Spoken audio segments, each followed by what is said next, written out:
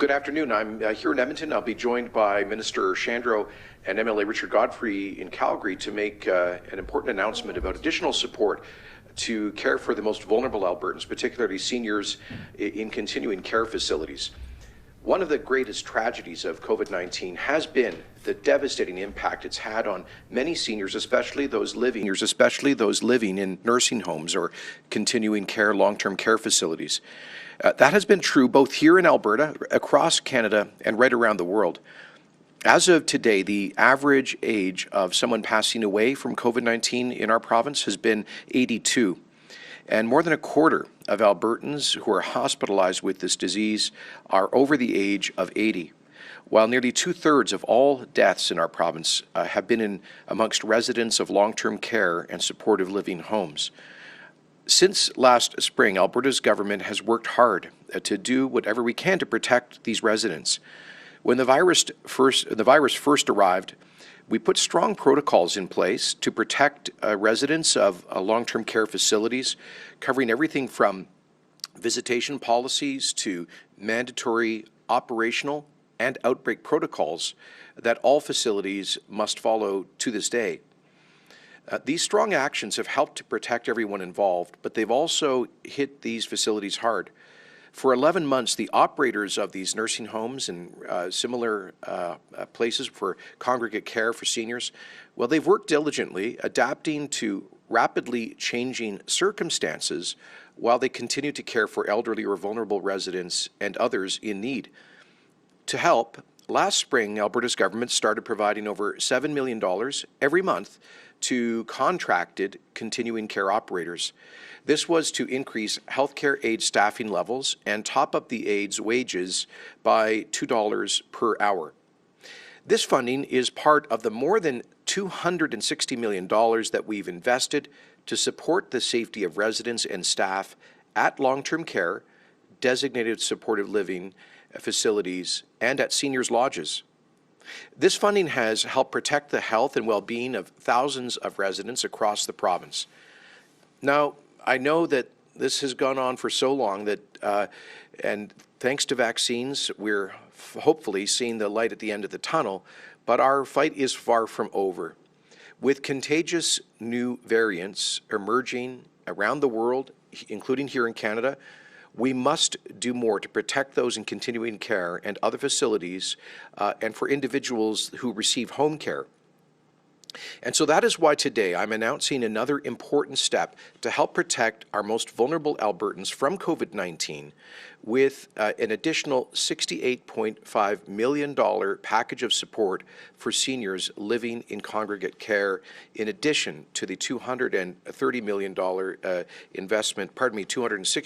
investment already made by Alberta's government. This will be provided to operators across the province to help protect Albertans and staff who work in continuing care, providing services, as well as residential and mental health treatment facilities. This one-time funding will help cover the costs that operators have faced as they've worked to protect vulnerable Albertans. This includes additional cleaning, personal protective equipment and related supplies, and increased staffing levels. Every part of Alberta will benefit from this funding. Roughly $48 million will go towards helping more than 500 non-contracted licensed supportive living facilities cover costs associated with operating about 20,000 units. And just to put it in clear terms, those non-contracted facilities are not the ones funded by the government of Alberta, but they have had to bear significant costs. And I want to thank all of them for their care, compassion, and responsibility over the past 10 very difficult months. We also know that home care services remain vital during this time as Albertans continue to require health and personal care services to support them in order to be able to remain at home in their community.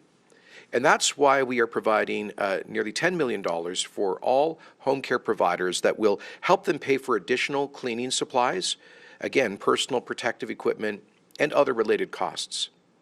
An additional $1 million will go to residential community hospices to help protect the clients that they care for every day in every region of the province. Again, those hospices have had to take greater care and assume additional costs throughout the pandemic. We know it's not just continuing care facilities that need support, and that's why we're providing another $10 million to help residential addiction and mental health facilities cover the increased costs and lost revenue that they have encountered during the pandemic. It's critical that these services continue to be available to Albertans who need them. In addition to huge increases in the number of people whose mental health is negatively impacted by COVID-19, Alberta is also experiencing, as we know, high rates of opioid overdose deaths.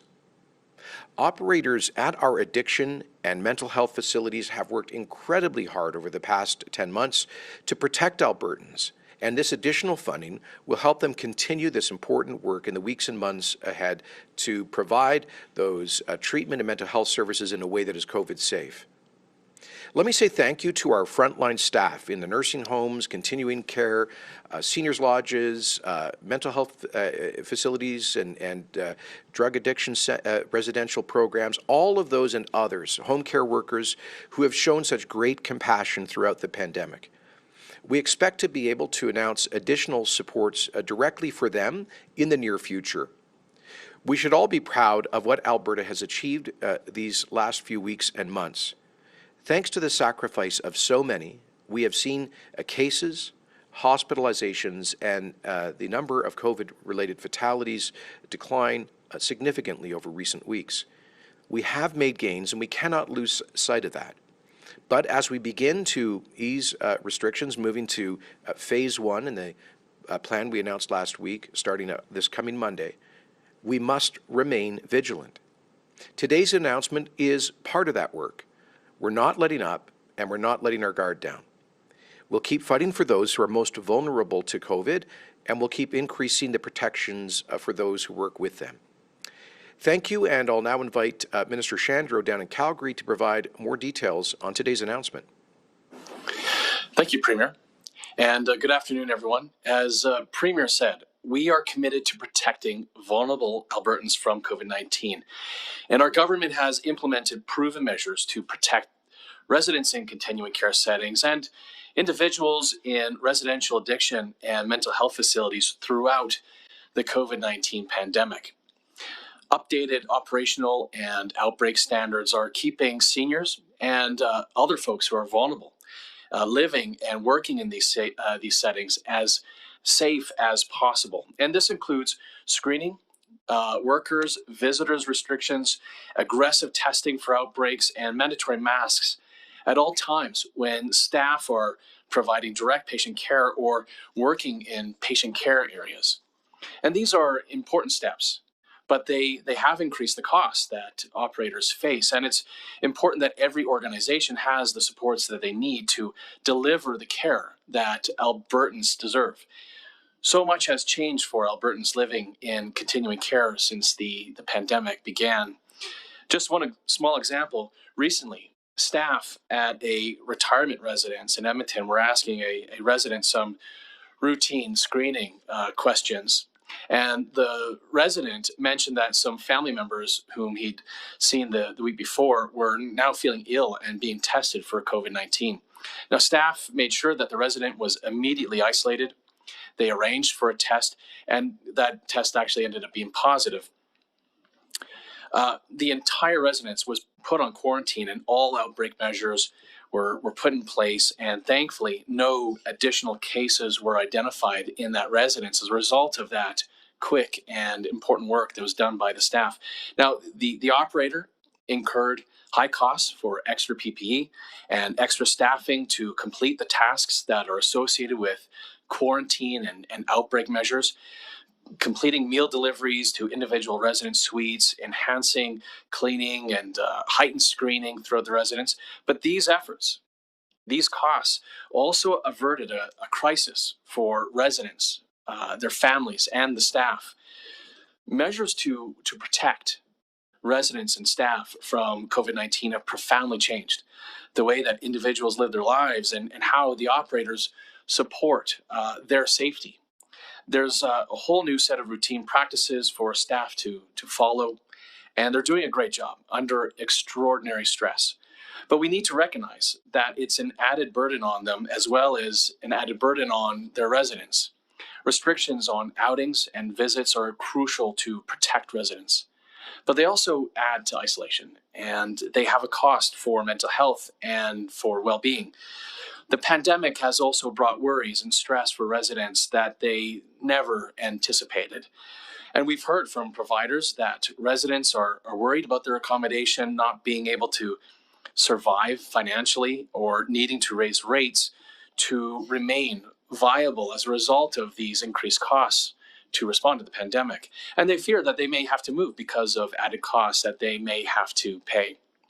No continuing care resident should worry that they will have to use their retirement savings to support additional costs associated with the pandemic.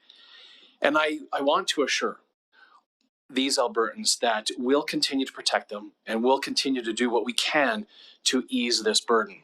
And that's why, as Premier said, we are providing $68.5 million to protect residents, clients, and staff in continuing care services, as well as in residential addiction and mental health treatment facilities.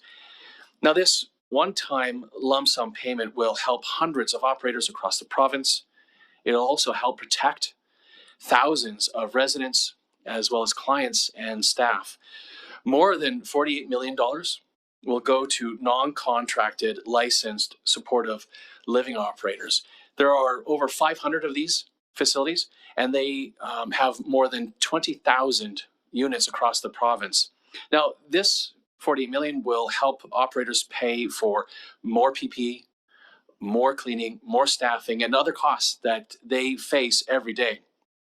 Now, the next block of funding will increase supports for the home care sector, both those who are contracted by AHS to deliver personal care, as well as the non-contracted providers who provide a range of services depending on the needs of the clients. Home care providers have not received support under any previously announced funding initiatives, and we've heard these operators are also facing added costs due to enhanced cleaning protocols, as well as additional staff time that's involved in following the measures. And we understand how important it is to support people to stay home during the pandemic. And so that's why we're providing for these operators $9.6 million to help home care providers deliver the care as safely as possible during this pandemic. We're also providing $1 million to contracted and non-contracted residential, community, palliative, and hospice operators in the province. And this funding will support them with increased PPE, cleaning, and as well as increased staffing costs.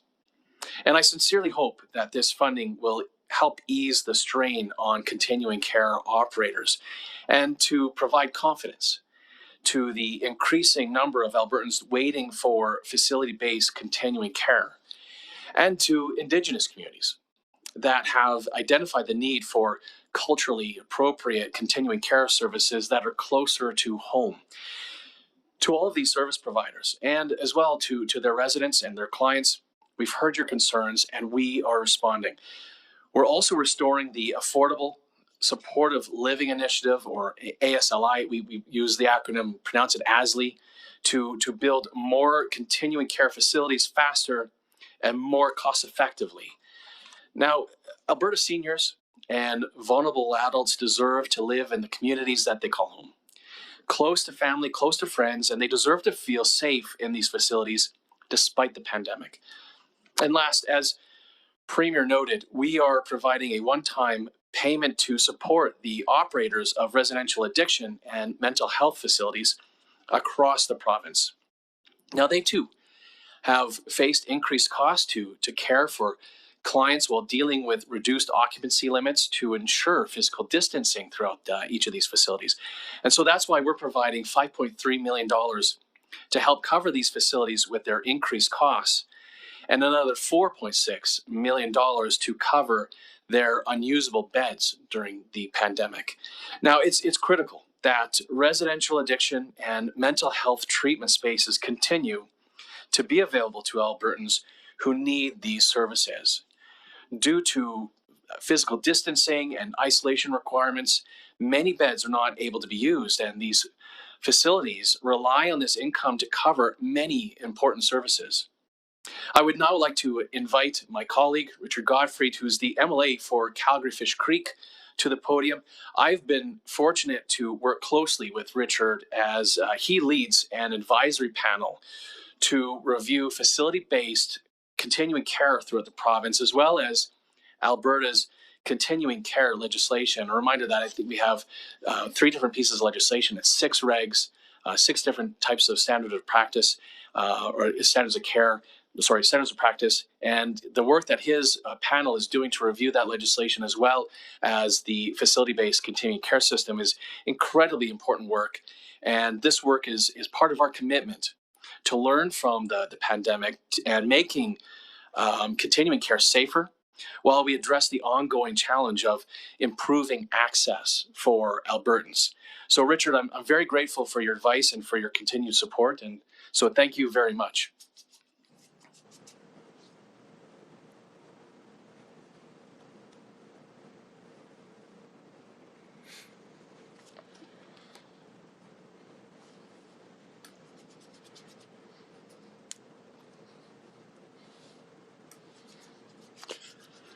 Thank you, Minister. Good afternoon, everyone, and I'm pleased to be here to support this important announcement. I'd like to add my thanks to the premiers and to the ministers, and on behalf of all Albertans, to the residents, to the operators, to the staff, and to the family members that we're speaking about today, the valued seniors in this province. As the chair of the Continuing Care Review Advisory Panel, I'm very familiar with the work of the continuing care operators in this province and home care providers to comply with public health guidance. These operators provide the health supports, personal care, and accommodation services for vulnerable Albertans that is much needed in our great province. And keeping individuals safe has been a top priority for them and the government. Let's be clear, the added costs operators have had to absorb until now are not for extras. These were to keep providing essential services during the pandemic and to keep residents safe. For example, more PPEs had to be purchased and changed more frequently to prevent possible transmission between individuals. These operators have had to hire more staff to keep supporting residents when requirements came in to screen all staff and visitors, significantly enhance cleaning, and adapt almost every part of daily life in their centers to keep people safe. All these changes were essential, necessary, and much needed in protection of our valued seniors. But I've heard how tough it's been, and I now know how welcome it is to have today's news in support of the sector and our valued seniors. This is needed funding, tailored to address the particular costs that have been incurred by specific operators and providers across the province. It will provide relief so operators can concentrate on what they do best, caring for those most at risk during these difficult times. And together, we will keep everyone as safe as possible going forward during challenging times ahead. Thank you, and I'd now like to invite Kim O'Brien, President and CEO of United Active Living, who also has a facility in Calgary Fish Creek, my own home constituency, to say a few words on behalf of her residents and her team. Thank you.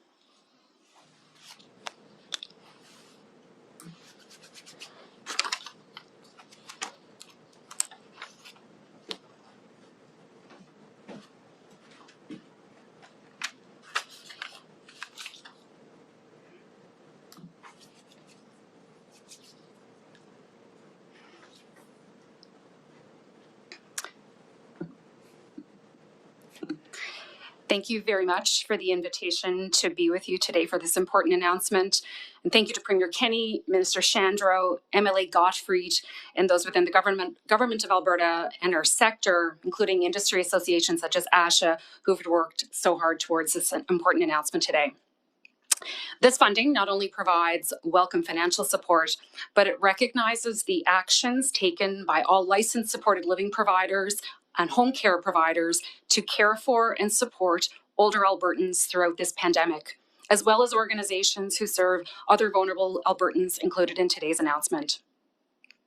Since the start of the pandemic, All across the province, groups like us at United Active Living have taken necessary and extraordinary measures with one single focus: the safety and well-being of our residents and our employees. This announcement today recognizes the importance of this ongoing work. We also see this announcement, though, as a positive step forward in building a stronger and more coordinated and more inclusive continuing care sector in Alberta. One that is united in our collective focus of serving all older Albertans now and into the future. On behalf of all of us at United Active Living and our colleagues across the sector, we thank you again, and we look forward to working with you in service to all older Albertans. Thank you.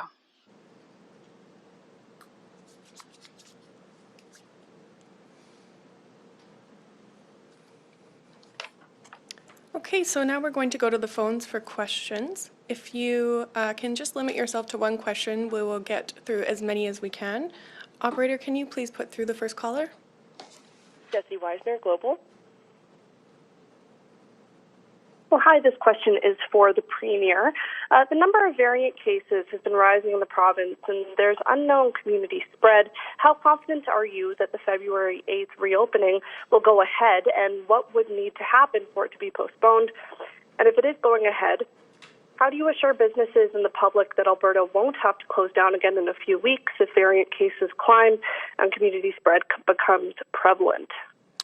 Sure. A couple of things. First of all, as Dr. Hinshaw said at her briefing yesterday, Alberta has the best and the most aggressive testing regime for genome sequencing to identify these new variants. And we've also massively expanded our contact tracing system, so we're able to get on top of cases like this much more quickly.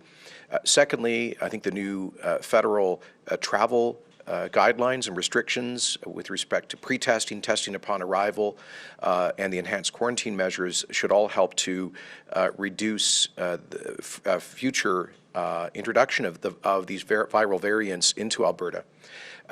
Thirdly, while we are right to be concerned about these variants, we did lay out last week a very careful, gradual, and prudent path to reopening some aspects of economic and social activity as we seek in a balanced way to protect lives and livelihoods. As we said, the key triggers will be based on hospitalizations, recognizing that at the heart of our effort against COVID-19 is controlling the spread so it doesn't overwhelm our hospitals. The first measure, of course, was reopening schools on January the 7th, and then the second measure was related to personal services about 3 weeks ago. The third measure, the third step would involve a limited allowance for dine-in service for family cohorts, as well as personal training at gyms and fitness facilities, and the resumption of sports and other physical activities that are related to schools.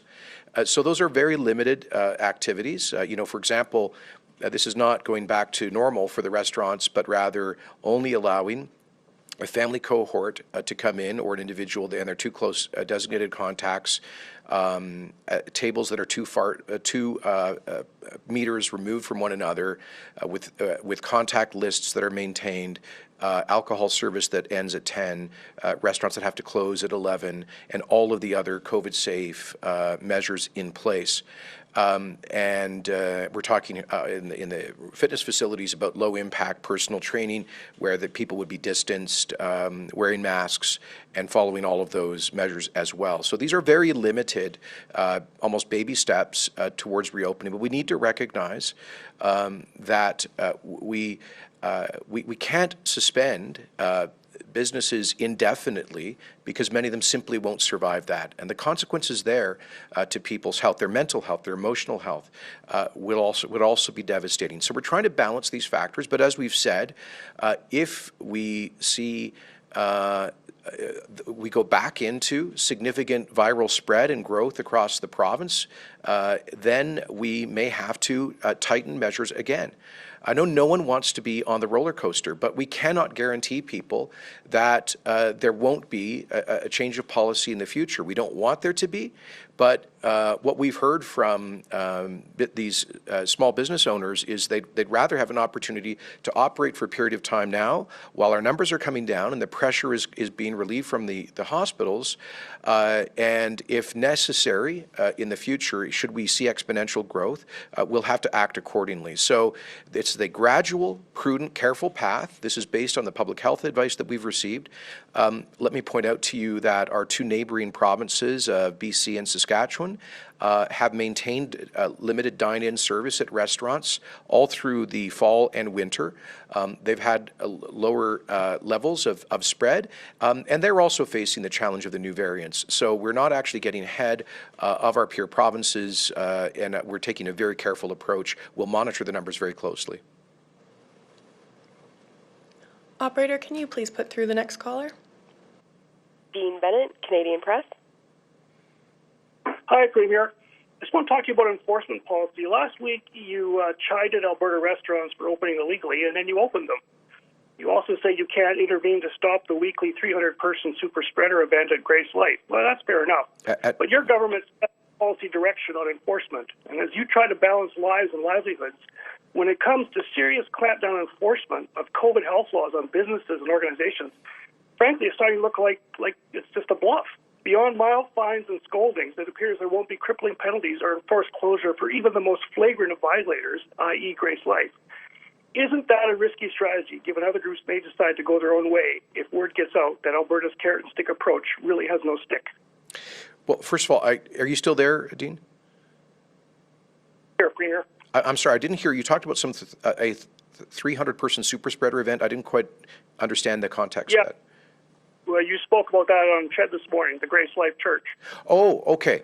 Yeah, so let me answer by saying that, as you know, Dean, it is not the responsibility of elected political leaders to enforce the law. That's the responsibility of enforcement agencies.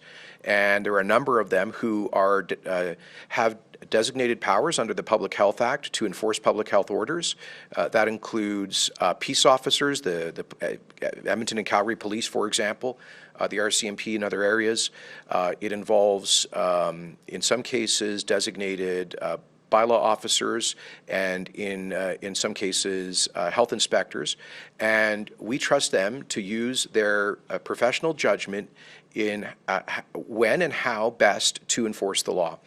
My understanding is their general approach when it comes to public health measures is to start with education and then move to compliance to help people be aware of the rules, help them comply with the rules, and if they flagrantly violate the rules, to move to enforcement. And there are fines and other penalties available to them. So I don't want to live in a society where politicians are pointing fingers at who should get penalized and how. That's not how our democratic system works. We have created these public health measures. Some of them are advisory, some of them are mandatory. My point about the handful of restaurants that opened in violation of the public health restrictions is that, you know, they've really, it's irresponsible and unfair because they've created an unlevel playing field. There are 10,000 hospitality businesses in the province, and nearly 10,000 of them have respected the rules. It's unfair that a handful have not done so. It's unfair to all of the rest of them who have made these sacrifices to help us get these numbers down, to reduce the pressure on our healthcare system. With respect to, I gather there's one church that's been identified that has been apparently not respecting the 15% capacity limit that's been imposed. Again, the enforcement is the responsibility of the responsible agencies, but I will say this, that Alberta has made it a point to try to bring in public health measures that save lives, protect our healthcare system, while minimizing the impairment of constitutionally protected rights and freedoms, including the freedom of religion. And I think and I want to thank, again, like I'm sure 99% or more of the places of worship across the province in different faith traditions for having been so careful. They've been able to continue with smaller worship gatherings at 15% or less, following the mandatory masking and the other COVID rules. And so I want to thank them for doing so, for taking that care for their community and their members. I think it's incredibly unfortunate that we have apparently one out of thousands of places of worship that is flagrantly violating the rules. And I think, they don't need to do that. They can gather in congregate worship. They can spread out their gatherings. They can do several worship gatherings. That's what other faith communities are doing. Other faith communities are making sacrifices, and yet they are still able to exercise their constitutionally protected religious freedom. So I'll leave the enforcement to the enforcement agencies, but I think what they're doing is sending a terrible message and is truly irresponsible. Operator, can you please put through the next caller? Our next question comes from Rick Bell of the Calgary Sun. Good afternoon, Premier.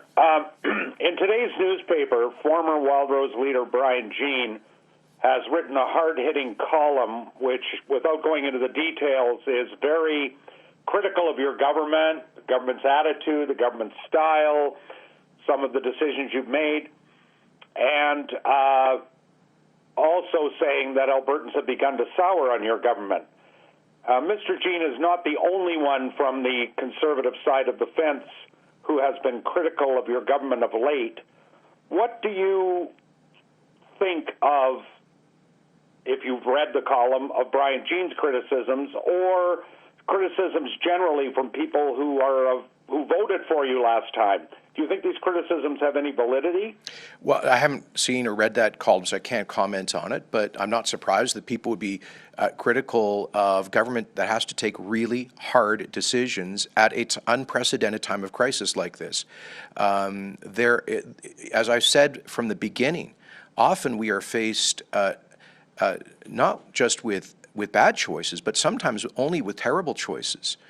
I think it's easy to sit on the sidelines and be an armchair quarterback as we make our way through these multiple crises at the same time. The largest public health crisis in a century, the largest global economic collapse in a century, the largest collapse of energy prices in our province's history.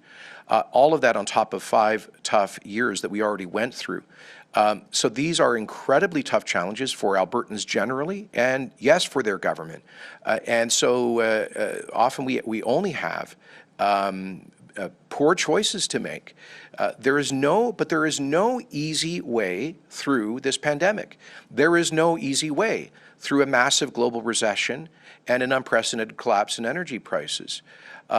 Frankly, there's only a hard way through it, and there's only tough decisions that we often have to take. It's no secret that I've been, some of the criticism from people who would call themselves on the right is about public health restrictions. And it's no secret that I have spoken about the damaging impact of public health restrictions, which is why we have approached them as a last and limited resort. It's also why we have more consciously than other Canadian governments, sought a minimal impairment of rights while controlling the virus to protect our healthcare system and lives. We've sought that balanced approach of protecting lives and livelihoods through all of this. I'm sure all of us will be able to look back and see how we could have done some of these things differently or better, but I think generally Albertans have risen to the challenge, and we've made the best faith effort with expert advice to strike that balance. But to sit there as some might be doing in an ideological corner and to cast stones at those who are making these incredibly tough decisions right now, I don't think is a helpful contribution to the debate, especially if the criticism is just we're opposed to all of these public health measures. Because if you want to take that position, good on you. But I think you have a responsibility to then take account of the consequences. Rick, if in November into December, the active number, the daily number of COVID cases was doubling every 14 days. And our hospitalizations for COVID patients went from about 100 in October, the end of October, to nearly 1,000 at the end of December, 10-fold growth. If we had not taken difficult and painful and frankly unpopular measures, that exponential growth clearly would have continued.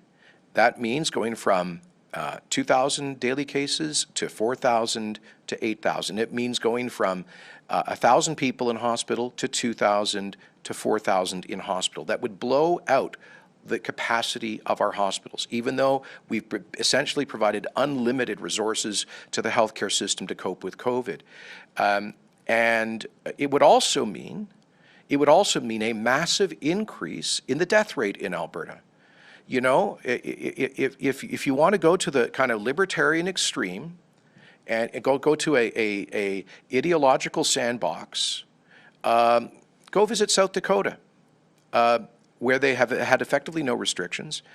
And a lot of people applaud that. But guess what? They've had 1,700 COVID deaths with a population of 800,000. That is 5 times higher than Alberta on a per capita basis. And so instead of 1,600 deaths in Alberta, if we had followed the South Dakota path, we would have something in the range of 8,000 deaths. So to folks who are being critical of restrictions, I've always said, you know what? I appreciate that we have a province where there are a lot of people who jealously guard their freedoms and are right to be skeptical about government overreach and these extraordinary measures that we are using. I think that's a healthy instinct. That freedom spirit in Alberta's political culture is a good thing. But it has to be exercised responsibly, and setting up tent hospitals at McMahon Stadium and taking body bags out of those tent hospitals in the middle of February because we completely overwhelmed the healthcare system would not be responsible. So this is a government that is seeking the best way forward, a balanced way, and I just encourage people to be mindful of all the different complex considerations that we have to make with these tough decisions. All right, we have time for 3 more questions. Operator, can you please put through the next caller? Lisa Johnson, Edmonton Journal. Hi, Premier. Thanks for taking my question. I'm wondering if the funding announced today has any effect on the province's ability to take advantage of federal funding, particularly federal funding that is meant for wage top-ups for frontline workers. And if not, why is this government leaving more than $300 million on the table? Is it ideologically opposed to giving a temporary pay raise to frontline workers, or what's the reason behind this? Answer to the first question is no, it doesn't have an impact on our ability to access that funding. And the answer to the second question is we're not leaving that money on the table. In fact, there is a request for federal approval of our proposed framework for the wage top-up, where Alberta would contribute fully. As you know, we've already accessed a good portion of that, I think in the range of $60 million, but we've made an application to the federal government to proceed with the additional $317 million of funding that is cost shared with the province, 25% from the province. So we've consulted broadly with the concerned sectors to determine the best way of framing this. We've looked closely at what other provinces are doing, and we hope our application will be approved and we'll be able to announce the details in the fairly near future. Operator, can you please put through the next caller? Kevin Nimick, CTV. Hi, Premier. UCP MLA Drew Barnes is calling on you to introduce an independence referendum. Do you support this call to action, and are Barnes's views welcome in your caucus? The United Conservative Party was created with an agreement that was endorsed by 95% of our membership of the 2 legacy parties. That agreement said in its preamble that the United Conservative Party is committed, is loyal to a united Canada. And that's the basis on which the party I lead was created. That's the basis on which we ran and received over 1 million votes from Albertans. So we received an endorsement with the largest number of votes in Alberta electoral history as a party and a government that would fight for a strong Alberta, fight for a provincial government that jealously protects its rights within the Constitution, that fights for Alberta jobs and for our industries, but within the Canadian Federation. So that is absolutely clearly the position that MLA and all UCP MLAs ran on. That's the commitment they gave to voters. That's the agreement that they endorsed in July of 2017, and that is our position. As I've said before, MLAs have a right to speak their mind, but this government will continue to fight for a strong Alberta within the Canadian Federation. Operator, can you please put through our last caller? Audrey Nouveau, Radio Canada. Hi, Premier. I have a question for you on the variants that has been asked before in English. I'll ask it in French. Monsieur le Premier ministre, est-ce que vous pouvez nous dire si vous trouvez qu'il est encore prudent de commencer le déconfinement lundi prochain alors que le nombre de variants de coronavirus est très élevé en Alberta, plus qu'ailleurs au pays? Notre niveau de...